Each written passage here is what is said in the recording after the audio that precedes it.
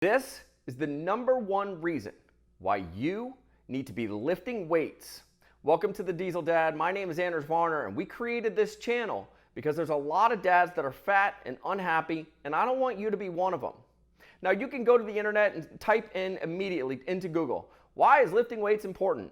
And what you're going to get is this laundry list, literally millions of responses that Google's going to shoot back at you. And people are going to talk about building muscle and building strength and building lean body mass and hypertrophy and the 3 things that go into it. We're going to go over all those things. You also are likely going to find information about how to boost your metabolism and the 3 reasons that muscle and your metabolism are so closely related. We're going to go over that. By the end of this, though, you're going to know that the #1 reason that you need to be lifting weights has nothing to do with your metabolism, has nothing to do with muscle, and it has everything to do with building a system and structure of learning and creating an ecosystem around your body that forces adaptation so that you improve without thinking about it. Like literally, it's impossible for your body and your body composition and your brain not to improve by lifting weights. But first and foremost, we need to understand the basics, right? Like, what is lifting weights and why do we do it? Well, the very first thing we need to understand is that muscle mass is extremely important, especially as we age. You don't need all the muscle. You don't need to be world class at building muscle. But what you need is enough muscle on your body to be able to get through the day. And if you want to categorize the amount of muscle that you need in some sort of way, you should likely be able to get to a position where you have range of motion in your joints, the ability to back squat at least 1 time your body weight, deadlift at least 1.5 times your body weight, press about 100 or 50% of your body weight over your head, and those are going to be able to set some basic parameters where you can ask, do I have enough muscle in my body? If you cannot perform those 3 feats, well, guess what? You need to get in the gym. There's also 3 mechanisms for increasing muscle, and you should know these because these are like the basics of understanding once you get into the gym and you believe everything that I'm saying in this video of how you can start to understand a strength training program that is backed by science as well as just common knowledge in the strength world. But if you're just getting into lifting or you want to start lifting but don't really know where to start, these are the 3 things that you're going to hear people talking about. Ideally, you understand the word hypertrophy. That literally just means building muscle. And there's 3 ways that you can build muscle. The first is a thing called mechanical tension. Mechanical tension is literally increasing load over time.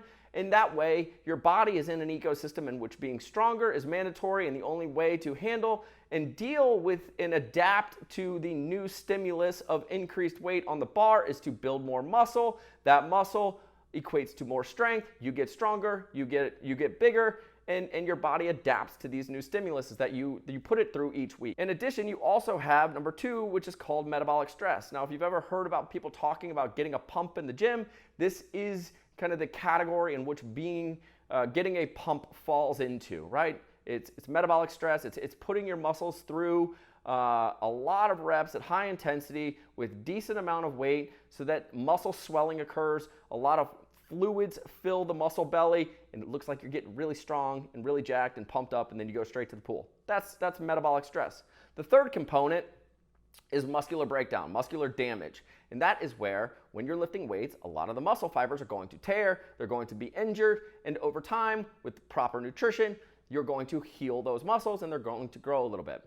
As an overall category, the most important one is going to be mechanical tension, in that you need to get strong. You just need to get strong. Strength is the key component to all 3 of them. The stronger you get, the more reps you're going to be able to do at moderate rate to get a bigger pump, as well as you're going to break down more tissue. Your body's going to get more efficient at healing itself. You're going to grow more muscle.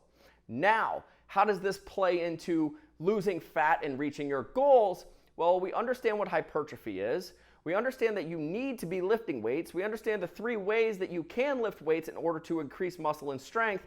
You understand the metrics that you should be shooting for in order to consider yourself to be strong enough. And now we need to understand how that's going to help you lose the fat that you're super interested in, right?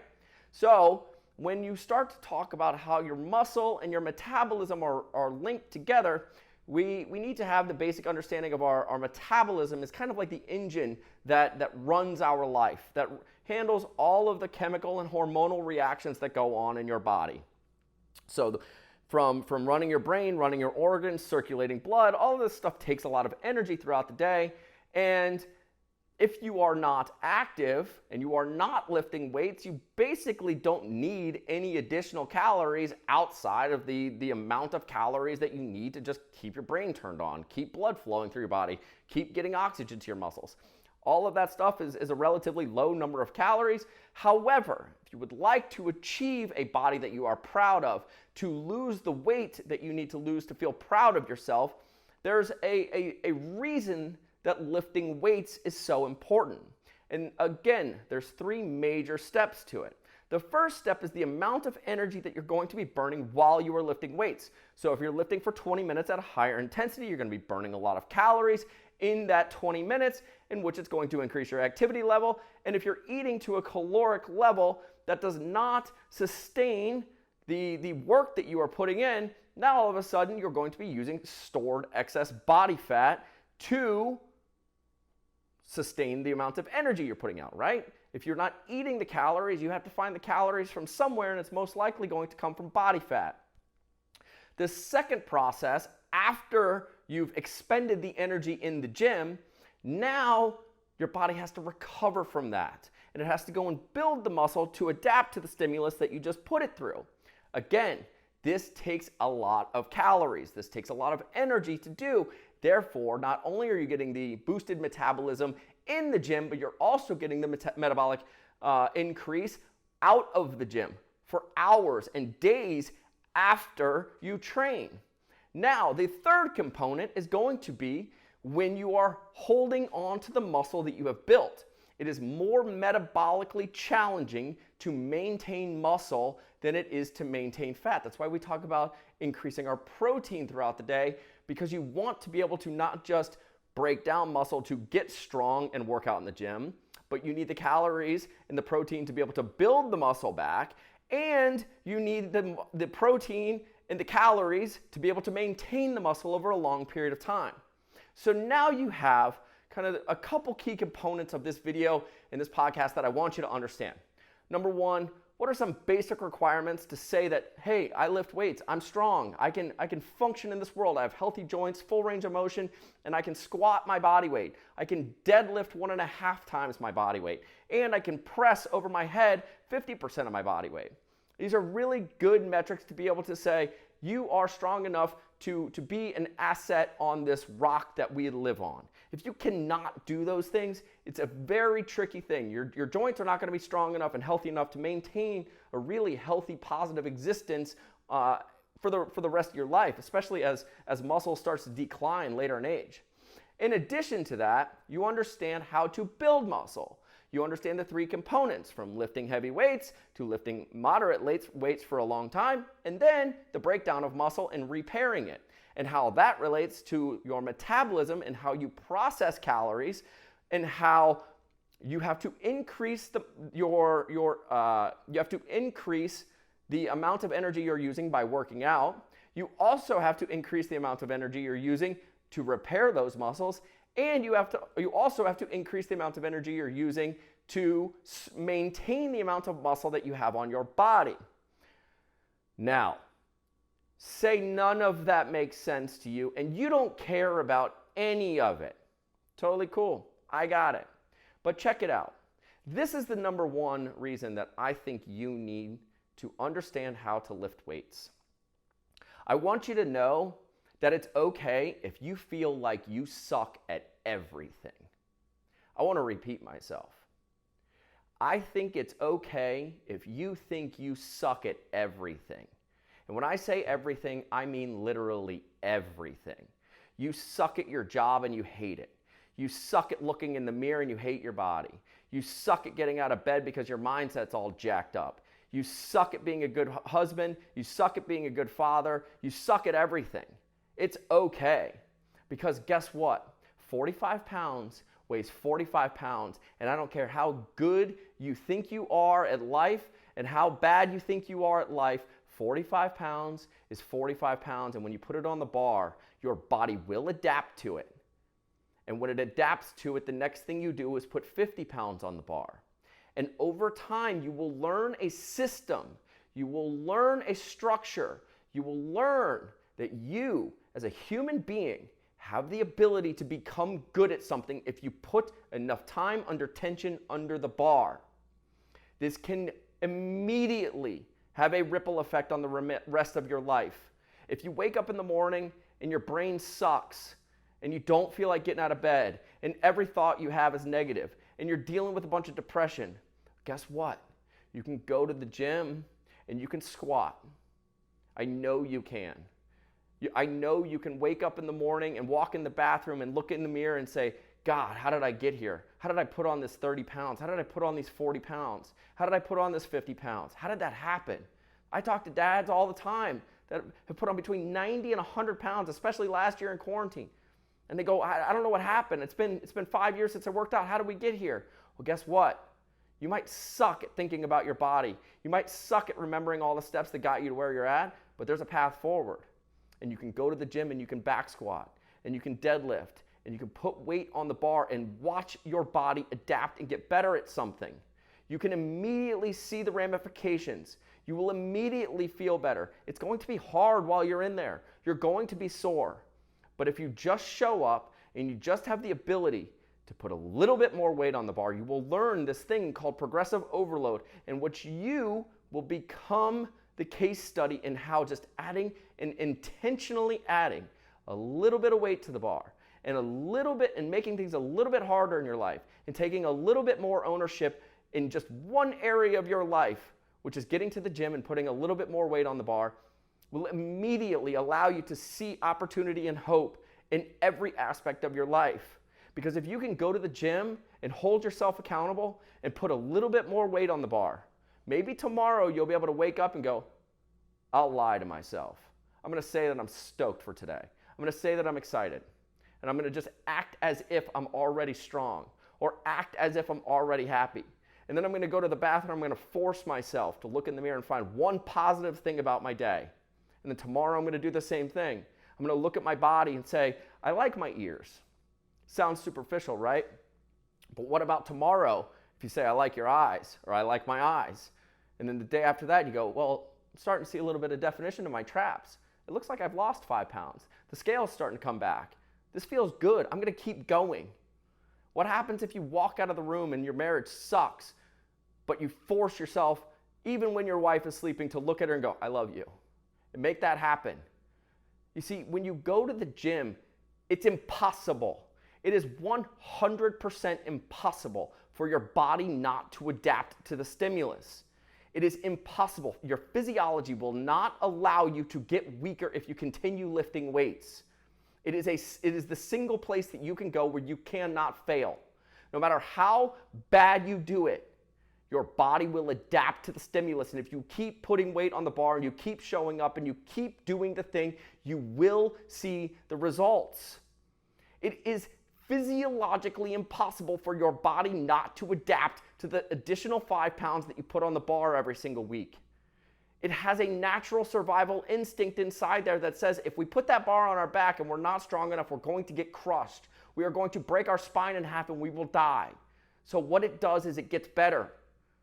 And that may feel like where you're at in your life, and I promise you that if you go to the gym and you start putting a barbell on your back and you sit down and you stand up and you put weight on the bar in a progressive manner time and time again, week after week, day after day, and you do it, your body will adapt. Your mindset will adapt. You will feel like you are capable of achieving things. You will feel more confident when you walk in front of the mirror and stop hating the way that you look. You also are going to get to a place where you will realize that even the relationships, even the people that you surround yourself, all of it will get better because you will have a mindset that has changed, that has created a space, an opportunity for you to realize that small tweaks, like 5 pounds at a time, will allow you the ability to make small tweaks in every area of your life, to slowly turn the dial in your favor, to slowly balance the scales so that the outcome is achievable and it's desired. Lifting weights is the number one thing that you can do to improve your life. If you're listening to this show and you do not lift weights, and I often take it for granted that everybody that listens to these shows already lifts weights or is already trying fitness. But instead of just going to the gym, start to look at it as a behavioral pattern in a larger system of incrementally making things a little bit more difficult each week can have a ripple effect on your life in which you're able to make small tweaks to your life, small tweaks to the way you think, small tweaks to the way you talk to yourself, small tweaks to your ability to say I love you to your wife and try to be better, to try to be a better father, to try to be a better husband, to try to be better at your job. And all of a sudden, by just making those small tweaks, making it a little bit harder each time, trying a little bit harder, trying to find little shortcuts, trying to find ways that you can set that trajectory to getting to that dream state, to finding out where you want to be, to know what it looks like when you lose the 100 pounds, to know what you're capable of when you have a hobby, the ability to get up and go play. How are you going to be a better father? How are you going to be a better husband? How are you going to be a better person? How are you going to have a better conversation with yourself? It all starts in the gym.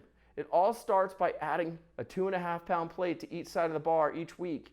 It all starts with just getting up and going and committing to the fact that this may fucking suck for a little while, but if I can just push through this and make it a little, and consciously choose to make it a little bit harder next week.